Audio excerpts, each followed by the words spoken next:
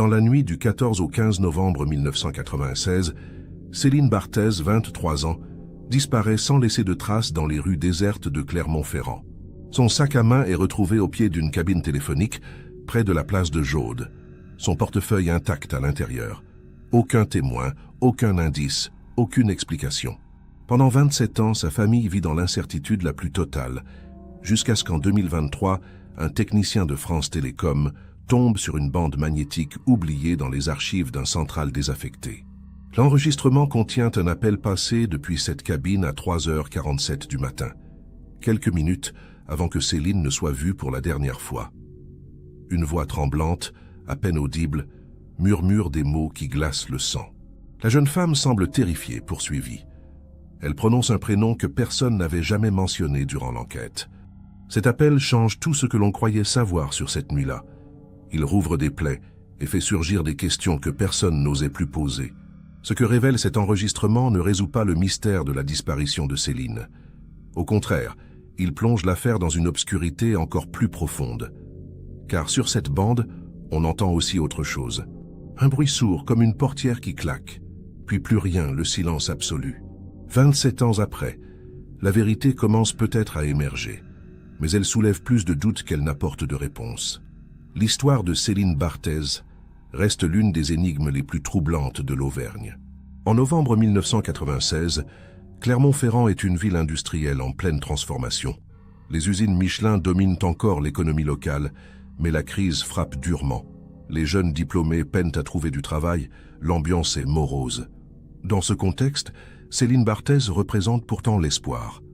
Étudiante brillante en droit à l'université Blaise Pascal, elle vient de décrocher un stage prometteur dans un cabinet d'avocats réputé. Sa famille, modeste mais unie, voit en elle la promesse d'un avenir meilleur. Céline habite un petit studio rue Fongiève, à 2 pas du centre-ville. Elle partage son temps entre ses études, son travail à mi-temps dans une librairie de la place de Jaude et ses sorties avec ses amis. C'est une jeune femme discrète, sérieuse, qui n'a jamais eu d'histoire. Ses parents, André et Monique, vivent à Riom, à une quinzaine de kilomètres. Ils la voient chaque week-end. Rien dans son comportement récent ne laisse présager le drame qui va survenir. Le 14 novembre au soir, Céline retrouve des amis au café Le Strasbourg, près de la cathédrale. Ils fêtent l'anniversaire de Thomas Mercier, un camarade de promotion. La soirée se déroule normalement. Céline boit peu, elle rit, elle discute de ses projets professionnels. Vers minuit 30, elle décide de rentrer chez elle. Elle refuse qu'on la raccompagne, son studio n'est qu'à 10 minutes à pied. Plusieurs témoins la voient partir seule, descendant la rue des Gras en direction de la place de Jaude. À 1h du matin, son colocataire de palier, Marc Dubois, l'entend rentrer dans l'immeuble. Il reconnaît le bruit de ses talons dans l'escalier. Mais quelques minutes plus tard, il perçoit la porte de l'appartement qui se referme à nouveau. Des pas précipités dévalent les marches. Marc n'y prête pas attention sur le moment. Il pense que Céline a oublié quelque chose. Ce n'est que le lendemain, lorsque sa famille signale sa disparition, qu'il se souviendra de ce détail étrange. À 7h du matin, le 15 novembre, André Barthez téléphone chez sa fille. Ils devaient se retrouver pour le déjeuner. Personne ne répond. Il insiste, rappelle plusieurs fois. Inquiet, il se rend à Clermont-Ferrand. La porte du studio n'est pas verrouillée. L'appartement est vide. Le lit n'a pas été défait. Le manteau de Céline est absent, mais son téléphone portable et ses clés sont posés sur la table de la cuisine. André alerte immédiatement la police. Les recherches commencent dans l'après-midi. Avant de poursuivre cette histoire troublante, nous aimerions savoir d'où vous nous regardez. Laissez-nous en commentaire le nom de votre ville. Cela nous aide à comprendre qui suit nos enquêtes sur ces affaires mystérieuses qui ont marqué la France. Si vous appréciez ce type de récit documentaire sur des disparitions non résolues, n'oubliez pas de vous abonner à la chaîne. Nous publions régulièrement de nouvelles investigations. Et si cette affaire vous intrigue déjà, laissez un like pour nous encourager à continuer. Les premières heures de l'enquête se concentrent sur l'entourage immédiat de Céline. Les policiers interrogent ses amis de la soirée au Strasbourg. Tous confirment qu'elle était dans son état normal, ni anxieuse, ni préoccupée. Thomas Mercier précise qu'elle parlait avec enthousiasme de son stage qui devait débuter en janvier. Rien n'indique qu'elle envisageait de partir ou de disparaître volontairement. Les enquêteurs vérifient ses comptes bancaires. Aucun retrait suspect, aucune transaction inhabituelle. Le sac à main retrouvé près de la cabine téléphonique constitue le premier véritable indice. Il contient son portefeuille avec 300 francs en liquide, ses papiers d'identité, son maquillage et un paquet de cigarettes entamées. Aucun signe de lutte ou de violence. Le sac a simplement été posé au sol, contre le socle de la cabine. Les techniciens relèvent des empreintes, mais elles appartiennent toutes à Céline. L'environnement immédiat ne révèle rien d'anormal. La cabine téléphonique elle-même intrigue les enquêteurs. Pourquoi Céline se trouvait-elle là à une heure aussi tardive alors qu'elle était rentrée chez elle? Marc Dubois confirme avoir entendu ses pas dans l'escalier vers 1 heure du matin. Puis, quelques minutes plus tard, il l'a entendue ressortir précipitamment. Qu'est-ce qui a pu la pousser à quitter son appartement en pleine nuit? Les policiers explorent plusieurs hypothèses. Un appel téléphonique, une menace, une rencontre prévue. Les riverains de la place de Jaude sont interrogés un par un. Personne n'a rien vu, rien entendu. À cette heure-là, en novembre, les rues du centre-ville sont désertes. Les commerces sont fermés depuis longtemps. Seuls quelques noctambules traversent parfois la place pour rejoindre les derniers bars ouverts. Mais cette nuit-là, aucun témoin ne se manifeste. La place était vide, plongée dans l'obscurité. Céline semble s'être littéralement volatilisée. Les enquêteurs examinent le trajet entre l'appartement de Céline et la cabine téléphonique. La distance est courte, environ 500 mètres. Elle a dû marcher vite, presque courir si l'on en croit le témoignage de Marc qui parle de pas précipités dans l'escalier. Qu'est-ce qui pouvait justifier une telle urgence? Les policiers passent au peigne fin les poubelles, les recoins, les parkings souterrains. Ils ne trouvent rien. Pas de traces de lutte, pas de sang, pas d'indices matériels. La famille Barthez se mobilise immédiatement. André et Monique impriment des centaines d'affiches avec la photo de leur fille. Ils les plaçardent dans tout Clermont-Ferrand et les communes environnantes. Des battues sont organisées dans les bois et les carrières autour de la ville. Des plongeurs inspectent les plans d'eau. Les médias locaux relèvent l'information. Le visage de Céline apparaît dans les journaux, à la télévision régionale. Mais aucune piste sérieuse n'émerge. Le petit ami de Céline, Laurent Dumont, est rapidement écarté des suspects. Il était à Lyon la nuit de la disparition pour un séminaire professionnel. Des dizaines de témoins confirment sa présence là-bas. De plus, leur relation était stable et heureuse, selon tous leurs proches. Laurent est effondré. Il participe activement aux recherches.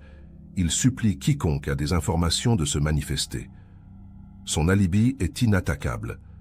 Les enquêteurs se tournent vers d'autres directions. Les collègues de Céline à la librairie sont également interrogés. Elle y travaillait depuis 2 ans, à raison de 20 heures par semaine.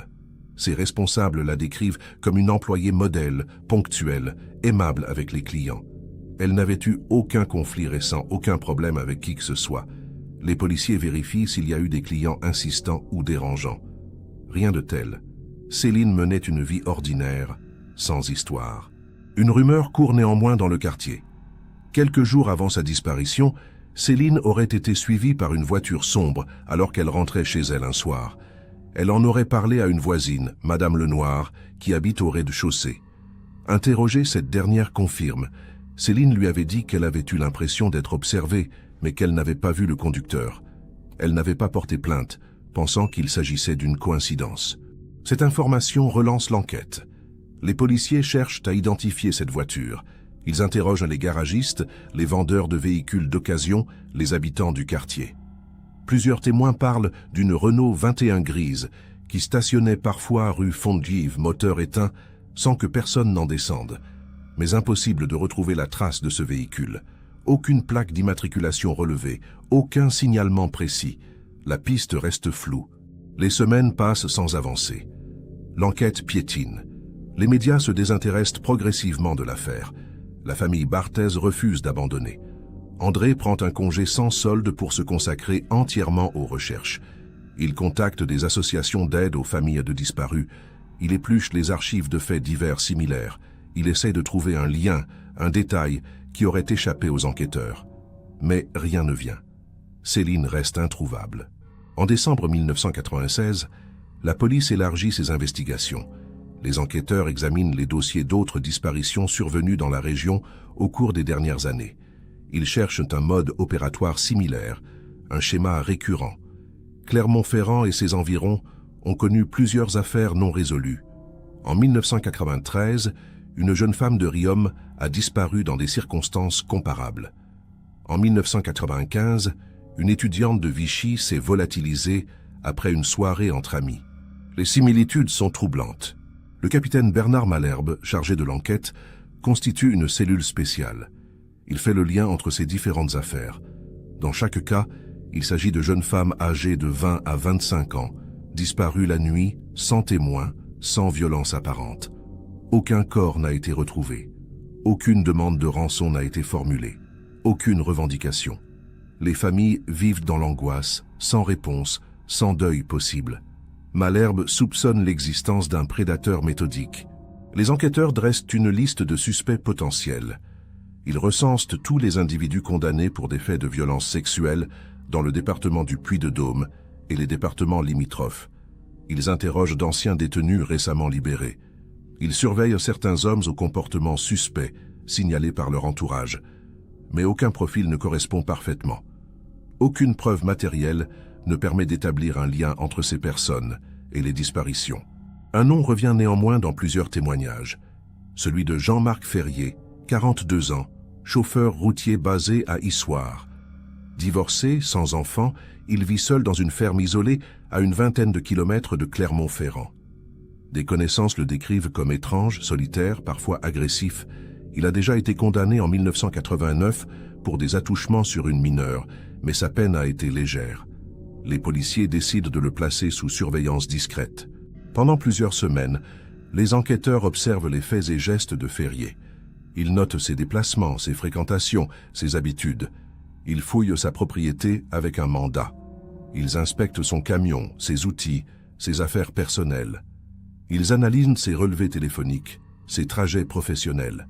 Ils cherchent la moindre connexion avec Céline Barthé ou les autres jeunes femmes disparues. Mais rien de concluant n'émerge. Ferrier a des alibis pour certaines dates clés. L'enquête se heurte également à des obstacles techniques. En 1996, la vidéosurveillance est encore peu développée. Clermont-Ferrand ne dispose que de quelques caméras installées dans les banques et les grandes surfaces. Aucune ne couvre la place de Jaude ou la rue Fongiève. Les enquêteurs ne peuvent donc pas retracer les derniers déplacements de Céline avec précision. Ils dépendent uniquement des témoignages humains, souvent imprécis, parfois contradictoires. Les analyses scientifiques apportent peu d'éléments nouveaux. Le sac à main de Céline ne contient aucune trace biologique exploitable. Les empreintes digitales relevées sur la cabine téléphonique appartiennent à des dizaines de personnes différentes, impossible de les identifier toutes. Les fibres textiles prélevées sur le sol ne correspondent à aucun vêtement connu de Céline. Les enquêteurs sont dans une impasse. Il manque d'indices matériels, de preuves tangibles. Le capitaine Malherbe tente une autre approche. Il fait appel à un profileur criminel, un psychologue spécialisé dans l'analyse comportementale des criminels violents. Ce dernier étudie les dossiers, interroge les proches de Céline, examine les lieux de la disparition. Il établit un portrait robot du suspect potentiel, un homme organisé, méthodique, probablement sans casier judiciaire lourd, capable de gagner la confiance de ses victimes. Mais ce profil reste vague. En février 1997, une lettre anonyme parvient au commissariat. L'expéditeur prétend savoir ce qui est arrivé à Céline. Il évoque une rencontre clandestine, un rendez-vous secret avec un homme marié. Il suggère que Céline aurait été victime d'un crime passionnel. Les enquêteurs prennent cette piste au sérieux. Ils vérifient si Céline entretenait effectivement une liaison cachée. Ils interrogent à nouveau son entourage, fouillent dans ses effets personnels, analysent son agenda. Mais rien ne confirme cette hypothèse. La lettre s'avère être un faux. Son auteur, un déséquilibré sans lien avec l'affaire, cherchait simplement à attirer l'attention. Il est rapidement identifié et sanctionné pour entrave à la justice. Cet épisode démoralise profondément la famille Barthez. Il réalise dès que l'enquête attire aussi son lot de mythomanes et de manipulateurs. Chaque fausse piste les éloigne un peu plus de la vérité. Chaque espoir déçu rend la douleur plus insupportable. Malgré tous les efforts déployés, l'enquête s'enlise. En mai 1997, 6 mois après la disparition de Céline, le capitaine Malherbe doit reconnaître qu'il n'a aucune piste solide. Les recherches se poursuivent, mais au ralenti. Le dossier reste ouvert, classé dans les affaires non résolues. André et Monique Barthez continuent de se battre. Ils créent une association pour les familles de disparus. Ils refusent d'accepter l'idée que leur fille ne reviendra jamais. Mais les années passent. En 1998, une nouvelle piste surgit. Un détenu de la maison d'arrêt de Riom, incarcéré pour vol à main armée, affirme détenir des informations sur la disparition de Céline Barthez. Il prétend avoir entendu un co-détenu se vanter d'avoir enlevé une jeune femme à Clermont-Ferrand en novembre 1996. Les enquêteurs se rendent immédiatement sur place. L'homme désigne Alain Rousseau, 38 ans, condamné pour cambriolage et agression. Les policiers reprennent tout le dossier. Alain Rousseau est interrogé pendant plusieurs heures. Il nie catégoriquement toute implication dans la disparition de Céline. Il reconnaît avoir commis de nombreux délits, mais jamais rien de cette nature. Les enquêteurs vérifient son emploi du temps de la nuit du 14 au 15 novembre 1996. Rousseau était sous contrôle judiciaire à l'époque, assigné à résidence à Thiers, à 50 km de Clermont-Ferrand. Son bracelet électronique n'a enregistré aucune sortie nocturne cette nuit-là. L'accusation s'effondre. Le détenu qui avait dénoncé Rousseau avoue finalement avoir inventé toute l'histoire. Il espérait obtenir une remise de peine en échange de sa collaboration avec la justice. Cette manipulation provoque la colère du capitaine Malherbe. Les fausses pistes retardent l'enquête, dispersent les moyens, épuisent les équipes. Pire encore, elles donnent de faux espoirs aux familles. André Barthez avait cru que sa fille allait enfin être retrouvée. La déception est terrible. En 2001, une autre théorie prend de l'ampleur. Des habitants de Clermont-Ferrand signalent avoir vu une jeune femme ressemblant à Céline dans la région parisienne. Plusieurs témoignages convergent. Elle aurait été aperçue dans le métro, dans un café du 13e arrondissement, dans un supermarché de banlieue. Les descriptions correspondent. Même taille, même coupe de cheveux, même allure. La police lance des recherches approfondies. Des avis de recherche sont diffusés dans toute l'Île-de-France. Monique Barthez se rend à Paris avec des photos de sa fille. Elle arpente les rues, interroge les passants, affiche des photos sur les réverbères. Elle veut croire que Céline a simplement fugué, qu'elle a voulu recommencer sa vie ailleurs, qu'elle va finir par réapparaître. Des enquêteurs parisiens l'accompagnent. Ils interrogent les sans-abri, les associations caritatives, les foyers d'accueil. Mais personne ne reconnaît formellement Céline. Les témoignages s'avèrent tous infondés. Une confusion s'était installée avec une autre jeune femme, prénommée Cécile, qui vivait effectivement dans le 13e arrondissement et présentait une ressemblance physique avec Céline. Lorsque les enquêteurs la rencontrent, le doute n'est plus possible. Ce n'est pas Céline Barthez. Cette erreur d'identification plonge la famille dans un nouveau désespoir. Ils avaient tant espéré que leur fille soit vivante quelque part, qu'elle puisse rentrer à la maison.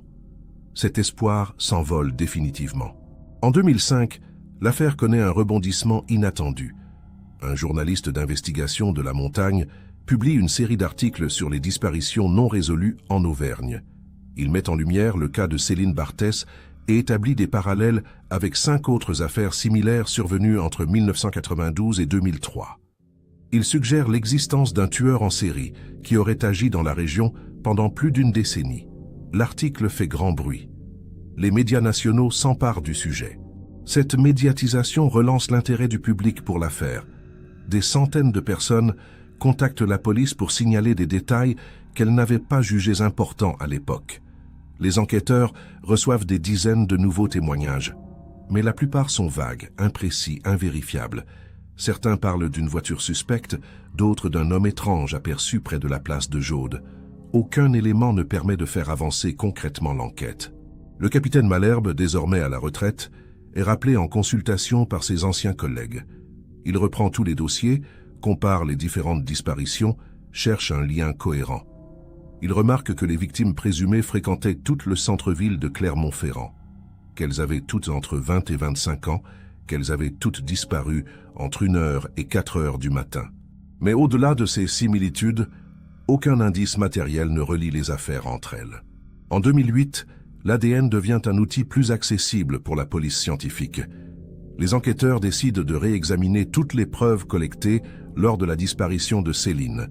Ils analysent à nouveau les échantillons prélevés sur son sac à main, sur la cabine téléphonique dans son appartement. Ils espèrent trouver un profil génétique exploitable qui pourrait être comparé aux fichiers nationaux. Mais les échantillons sont trop dégradés, trop contaminés. L'analyse ne donne aucun résultat probant. Les années 2010 voient l'émergence des réseaux sociaux. Des groupes Facebook dédiés aux disparitions mystérieuses se créent. L'affaire Céline Barthez y est régulièrement évoquée. Des amateurs passionnés par les cold cases partagent des théories, des hypothèses, des documents. Certains mènent leurs propres investigations parallèles, mais aucune de ces initiatives citoyennes n'aboutit à une découverte significative. Le mystère reste entier, figé dans le temps. En avril 2023, un événement imprévu change la donne. France Télécom, devenue Orange, procède au démantèlement d'un ancien central téléphonique situé avenue de la République à Clermont-Ferrand. Le bâtiment, désaffecté depuis 2015, doit être détruit pour laisser place à un programme immobilier. Les techniciens chargés de la désinstallation des équipements tombent sur une pièce oubliée au sous-sol, fermée depuis des années. Elle contient des archives analogiques datant des années 90. Parmi les centaines de bandes magnétiques entreposées là, classées par date et par numéro de cabine, se trouve un enregistrement de la nuit du 14 au 15 novembre 1996. À l'époque, certaines cabines publiques de Clermont-Ferrand étaient équipées de systèmes d'enregistrement automatique, utilisés pour la facturation et la maintenance. Ces dispositifs captaient les communications, mais ils n'étaient consultés qu'en cas de problème technique ou de litige. Celui-ci n'avait jamais été écouté. Le technicien, intrigué par la date qui correspond à une affaire célèbre localement, décide d'écouter la bande. Il y découvre un appel passé depuis la cabine de la place de Jaude à 3h47 du matin. La communication dure 43 secondes. La voix est celle d'une jeune femme. Elle semble terrifiée, elle parle vite, presque dans un murmure. Elle prononce des phrases hachées, difficiles à comprendre. Le technicien alerte immédiatement sa hiérarchie. La bande est transmise à la police. Les enquêteurs de la brigade criminelle de Clermont-Ferrand prennent possession de l'enregistrement. Ils font appel à des spécialistes en phonétique pour nettoyer le son et rendre l'audio plus audible. Après plusieurs jours de travail, les experts parviennent à isoler la voix principale et à atténuer les bruits parasites. Le résultat est glaçant. On entend clairement Céline Barthez. Sa voix a été comparée à des vidéos familiales. L'identification est formelle. Sur l'enregistrement, Céline dit ceci: « Je suis près de la place de Jaude. Il me suit depuis mon appartement. Je ne sais pas quoi faire. Il connaît mon prénom. Il m'a appelé quand je sortais. Il dit qu'on s'est déjà vu. Je ne le reconnais pas. Il a une voiture grise. Je ne veux pas monter dedans. Il dit qu'il veut juste me raccompagner. Il insiste. J'ai peur. Il faut que quelqu'un vienne me chercher. » Puis, la communication s'interrompt brusquement. L'analyse acoustique révèle un détail supplémentaire troublant. Juste avant la fin de l'appel, on entend un bruit sourd. Quelque chose qui ressemble à une portière de voiture qui claque. Puis, un bruit de pas rapide sur le pavé. Puis, plus rien. Le silence. L'appel n'a pas été raccroché normalement. Il s'est interrompu brutalement, comme si le téléphone avait été arraché des mains de Céline ou qu'elle avait lâché le combiné dans sa fuite. Les experts confirment que le combiné est tombé au sol. Les enquêteurs se demandent immédiatement pourquoi cet enregistrement n'a pas été découvert plus tôt. En 1996, lors de la disparition de Céline, ils avaient interrogé France Télécom pour savoir si des appels avaient été passés depuis cette cabine cette nuit-là. On leur avait répondu par la négative, mais en réalité l'enregistrement était bien là, archivé dans ce sous-sol oublié. Une erreur de communication interne, un manque de coordination entre les services. Une négligence qui a coûté 27 ans. La famille Barthez est informée de la découverte. Pour André et Monique, c'est un choc immense. Après plus d'un quart de siècle sans nouvelles, entendre la voix de leur fille les plonge dans une émotion indescriptible. Céline avait peur. Elle appelait à l'aide, elle était poursuivie, elle avait conscience du danger, et personne n'était venu la secourir. Cet enregistrement confirme leur pire crainte. Leur fille n'a pas fugué. Elle a été victime d'un prédateur. L'enquête est immédiatement rouverte. Une nouvelle équipe d'enquêteurs, dirigée par le commandant Sophie Arnaud, reprend le dossier depuis le début. Ils réécoutent l'enregistrement des dizaines de fois. Ils analysent chaque mot, chaque intonation, chaque bruit de fond. Ils cherchent à identifier la personne que Céline décrit, un homme qui la suivait, un homme qui connaissait son prénom. Un homme qui possédait une voiture grise. Un homme qui prétendait qu'ils s'étaient déjà rencontrés. Ce dernier détail est crucial. Céline disait qu'elle ne reconnaissait pas cet homme, mais lui affirmait qu'ils s'étaient déjà vus. Cela signifie qu'il la connaissait, qu'il l'avait observée, qu'il avait probablement guetté une occasion. Les enquêteurs reprennent tous les témoignages de 1996. Ils recherchent qui, dans l'entourage de Céline, possédait une Renault 21 grise. Ils interrogent à nouveau les habitants du quartier, les commerçants, les anciens collègues de la jeune femme. Un nom finit par émerger. Philippe Garnier, gérant d'une librairie concurrente située rue du Port, possédait effectivement une Renault 21 grise en 1996. Il avait alors 36 ans. Il connaissait Céline de vue puisqu'elle travaillait dans une librairie voisine. Ils s'étaient croisés à plusieurs reprises lors de salons du livre, de réunions professionnelles. Il avait déjà été interrogé en 1996, mais rapidement. Les enquêteurs n'avaient pas approfondi. Aujourd'hui, 27 ans plus tard, il devient le suspect numéro 1. Philippe Garnier vit toujours à Clermont-Ferrand. Il a fermé sa librairie en 2010 et travaille désormais comme représentant commercial pour une maison d'édition. Il est marié, père de 2 enfants. Sa vie semble ordinaire, sans histoire. Lorsque les enquêteurs se présentent chez lui en mai 2023, il paraît surpris. Il accepte de se rendre au commissariat pour un interrogatoire. Il se dit prêt à coopérer pleinement. Il n'a rien à cacher, affirme-t-il. Pendant l'audition, Garnier reconnaît avoir possédé une Renault 21 grise en 1996. Il confirme avoir connu Céline Barthès, mais uniquement de manière professionnelle. Ils se saluaient poliment lorsqu'ils se croisaient, rien de plus. Il nie formellement l'avoir suivi ou lui avoir parlé la nuit de sa disparition. Il dit qu'il était chez lui cette nuit-là, avec sa compagne de l'époque. Les enquêteurs contactent cette dernière. Elle confirme ses dires. Mais le témoignage remonte à 27 ans. Les policiers fouillent le domicile de Garnier. Ils saisissent son ordinateur, ses téléphones, ses agendas personnels. Ils cherchent la moindre trace, le moindre indice qui pourrait le relier à la disparition de Céline. Ils analysent ses déplacements professionnels de l'époque, ses relevés bancaires, ses factures de carburant. Ils reconstituent son emploi du temps de novembre 1996, mais ils ne trouvent rien de compromettant. Aucune preuve matérielle ne l'incrimine directement. Les experts en acoustique font écouter l'enregistrement de la cabine téléphonique à plusieurs témoins qui connaissaient Garnier dans les années 90. Ils cherchent à savoir si quelqu'un peut identifier sa voix en arrière-plan. Mais l'enregistrement ne contient que la voix de Céline. On n'entend aucun homme parler. On perçoit seulement des bruits de fond, des pas, une portière.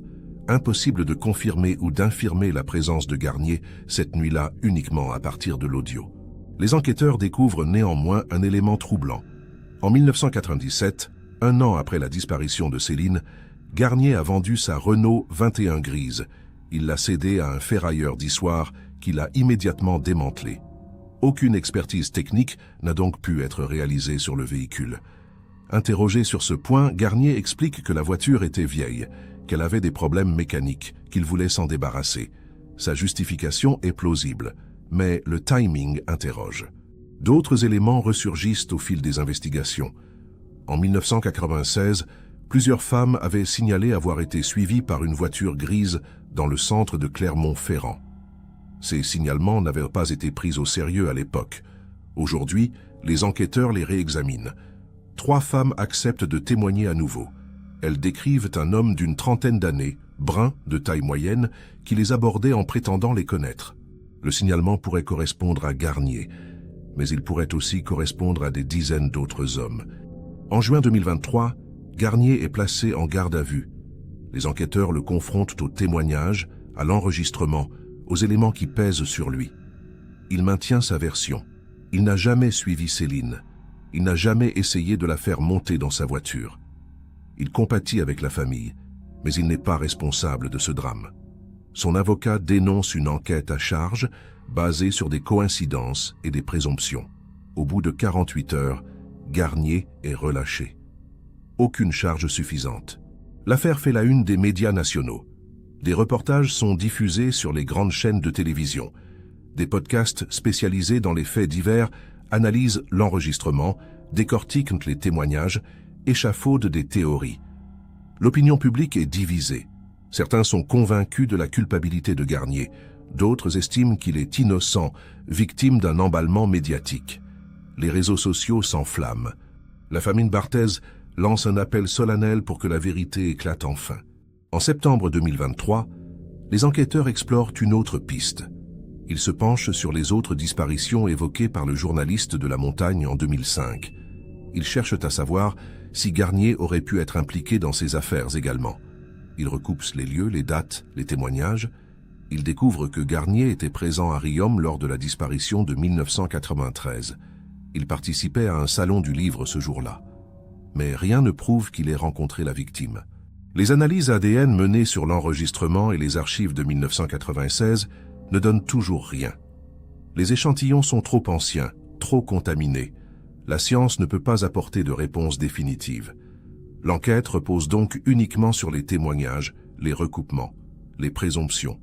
Or, en l'absence de preuves matérielles, aucune mise en examen ne peut être prononcée. Le dossier reste ouvert, mais au point mort. Garnier reprend sa vie. La famille Barthez reste dans l'attente. En décembre 2023, un dernier rebondissement a lieu. Un homme se présente au commissariat de Clermont-Ferrand. Il dit avoir des informations sur la disparition de Céline. Il affirme avoir été témoin d'une scène étrange, la nuit du 14 novembre 1996. Il était dans sa voiture, en stationnement près de la place de Jaude. Il a vu une jeune femme sortir précipitamment d'une cabine téléphonique. Un homme s'est approché d'elle. Ils ont discuté brièvement. Puis elle est montée dans une voiture grise, volontairement. Ce témoignage tardif bouleverse toute l'enquête. Si Céline est effectivement montée volontairement dans cette voiture, cela change la nature de l'affaire. Peut-être connaissait-elle finalement son agresseur. Peut-être lui faisait-elle suffisamment confiance pour accepter de monter malgré sa peur. Ou peut-être n'avait-elle plus le choix, acculée, isolée, sans issue. Les enquêteurs tentent de vérifier la crédibilité de ce nouveau témoin. Mais il a attendu 27 ans pour parler. Pourquoi maintenant? Que cache son silence? André Barthès est décédé en 2019, sans avoir eu de réponse. Monique, aujourd'hui âgée de 78 ans, continue de se battre. Elle exige que l'enquête aboutisse. Elle veut savoir ce qui est arrivé à sa fille. Elle veut pouvoir enfin faire son deuil, enterrer Céline dignement. Mais la justice avance lentement. Les preuves manquent, les témoignages se contredisent, la vérité semble toujours hors de portée. Chaque nouvelle piste ouvre plus de questions qu'elle n'apporte de réponses. L'enregistrement de cette nuit de novembre 1996 reste le seul élément tangible. La voix de Céline, figée dans le temps, répète inlassablement les mêmes mots terrifiés. Il me suit. J'ai peur. Il faut que quelqu'un vienne. Mais personne n'est venu. Et 27 ans plus tard, cette voix résonne encore comme un appel au secours qui n'a jamais été entendu. Si cette affaire vous a touché, n'oubliez pas de vous abonner pour suivre nos prochaines enquêtes sur ces mystères qui hantent encore la France. Laissez un like si vous pensez que la vérité finira par éclater.